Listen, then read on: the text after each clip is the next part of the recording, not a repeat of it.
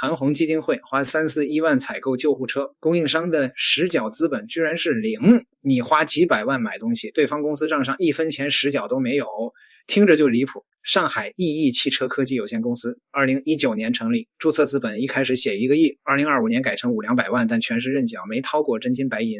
其實真正讓人冒汗的不是零實繳，是他跟另一家已經被立案的公司共用通信地址。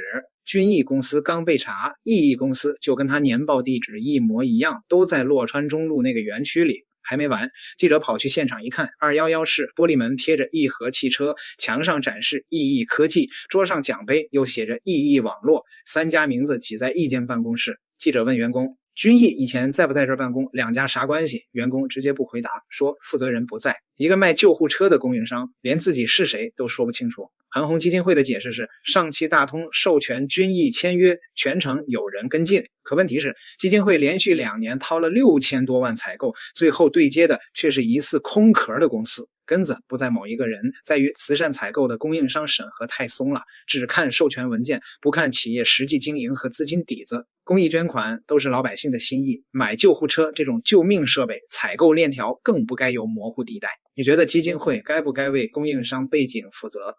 我看到爸爸媽媽就這麼走遠，留下我在這陌生的人世間。上海君毅的事情還沒有查清楚，又一家供应商被曝光了。这家公司承接了341萬元的救護車訂單，但實繳資本卻是0元。韓紅基金會真的是麻煩了。先說說上海君毅這邊的最新情況，關於網友質疑的空殼公司問題，這個已經證實不是了。根據澎湃新聞的報道，上海君毅注冊地址在金山區，但辦公地址在虹口區，目前在正常營業中。第二個問題，說上海君毅無救護車改裝和醫療器械相關資質。上海君毅說救護車不屬於醫療器械，我特地查了一下，確實是這樣。救護車屬於特種機動車，屬歸機動車管理，但車裡面用來救人的儀器是醫療器械。上海君毅還說他們相當於一個 4S 店的角色，只是賣兩空的救護車給韓紅基金會，至於在車上改裝什麼醫療設備，他們不負責，而是由上汽大通來做。看懂了嗎？我是沒看懂。既然改裝是由上汽大通來做，為什麼不直接向他們採購，還要繞個大圈呢？還有就是救護車的採購價格，上海君毅說網傳20多萬元一輛不實，實際價格只有13萬元，市場價格一般在18萬元以上。就算是一輛13萬元，我也無法理解，直接向上汽大通採購，價格不是更低嗎？難道上海君毅1分錢不賺嗎？那是不可能的。為什麼江鈴汽車可以直接向廠商採購，上汽大通要繞到經銷商來採購呢？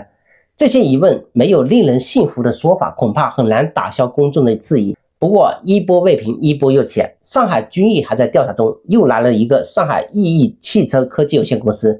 這家公司也做過韓紅基金會的救護車供應商。在2021年，韓紅基金會曾經向意義公司支付救護車款項341萬元。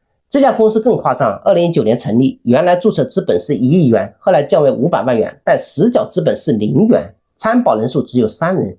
更離奇的是，上海君毅和上海意義曾經共用一個通信地址。上海意義的通信地址是上海市靜安區洛川中路1158號 B1 棟211室，而君毅公司2020年到2023年年報中的通信地址也是這裡。兩家公司共用一個地址，他們到底是什麼關係呢？上海意義成立早一年，後來沒有做韓紅基金會的供應商，但緊接着上海君毅又做了韓紅基金會的供應商。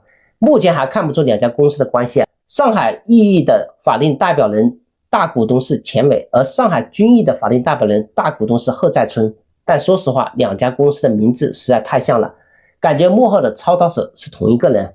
除了這兩家，還有一家小微企業。韓紅基金會2025年審計報告顯示，有3家救護車供應商，分別是江鈴汽車、上海君毅、甘肅中奧，其中甘肃中奧承接了400多萬元的救護車訂單。我查了一下甘肅中奧，這家公司成立於2015年，由郜鳳芝100%控股，參保人數只有4個，主要是做醫療器械的銷售、批發、零售。一家做醫療器械的企業怎麼會賣車呢？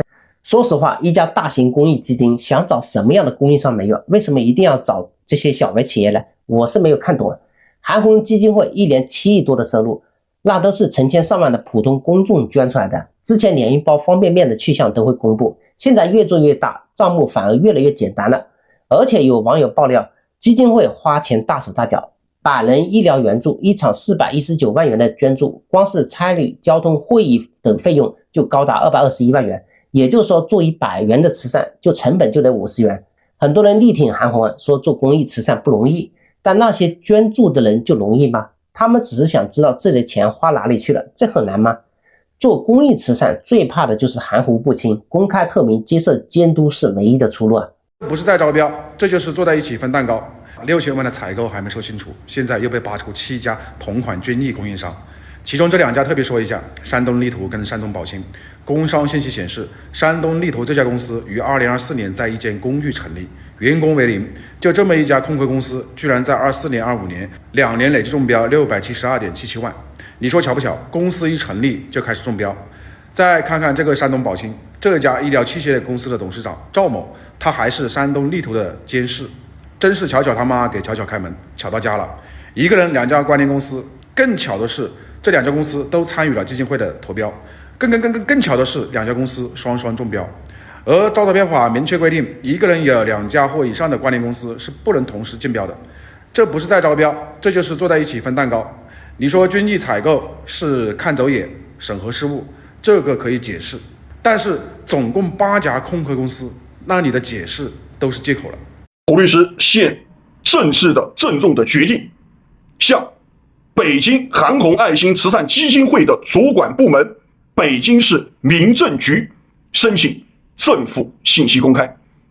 針對到近期所引發的救護車事件，基金會的回復顯然難以服眾。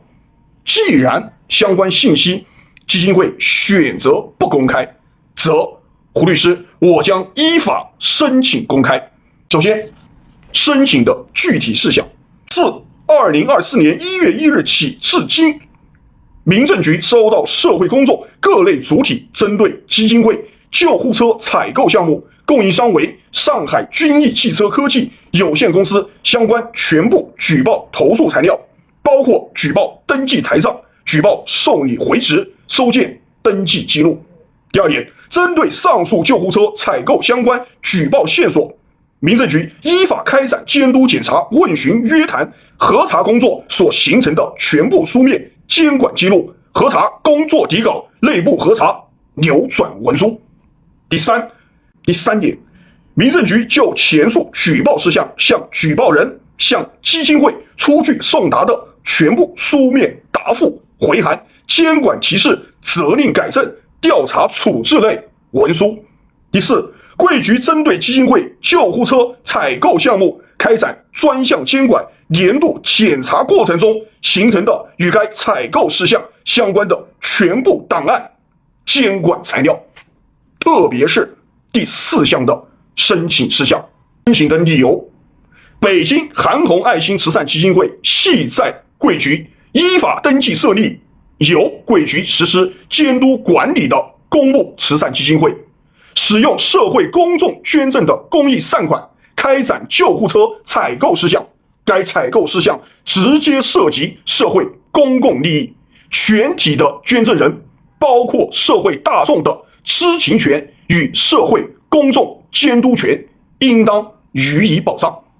現公開信息顯示，本項目的供應商上海軍藝汽車科技有限公司已被當地市場監管機關立案調查，該採購項目引發社會廣泛關注。胡律師我本人作為中華人民共和國公民，基於對公益慈善事業的社會公共知情權，依據《中華人民共和國政府信息公開條例》，依法申請獲取貴局履行慈善組織監管職責過程中保存的上述政府公開信息。於本份申請書，胡律師明日會進行書面的簽字以及郵寄的遞交。針對到後續的北京市民政局政府信息公開辦公室的回函，也會及時的與社會大眾去進行反饋與交流。